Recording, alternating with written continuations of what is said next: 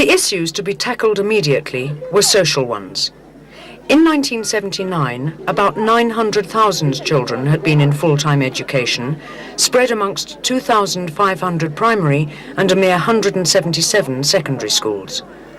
Of these schools, 90% had been run by private, voluntary or church organizations.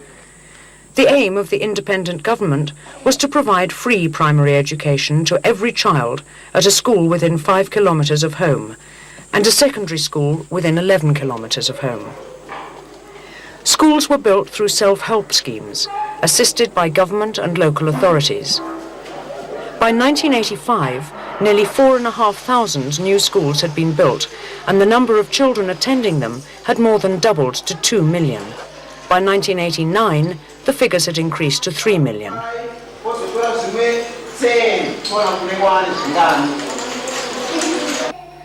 Likewise with healthcare, the budget was doubled and the emphasis placed on rural clinics, the training of village health workers, mother and child health schemes, immunization and preventive medicine, and an essential drugs program. Prior to independence, 60% of rural healthcare had been provided by the missions. Infant mortality ran at between 140 and 300 per thousand for blacks, while a mere 14 per thousand for whites. By 1983, these figures had been reduced to 83 per thousand for all Zimbabweans.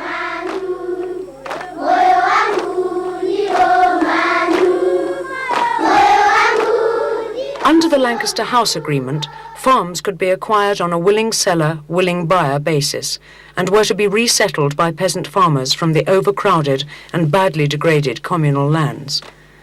The peasant farming sector was to be brought into a national agricultural structure, which meant that whereas in 1979 the communal farmers had produced only 3.5% of the total maize crop, by the end of the following decade that figure had risen to a staggering 74%. In the light of these amazing successes, it was hardly surprising that the new government in Zimbabwe, and Mugabe in particular, soon overcame their overseas image of rabid terrorists seeped in Marxist-Leninist dogma. Zimbabwe was held up as an example of the independent African nation that was working, unlike some of its neighbours who were on the brink of social and economic disaster. Zimbabwe was different. But it did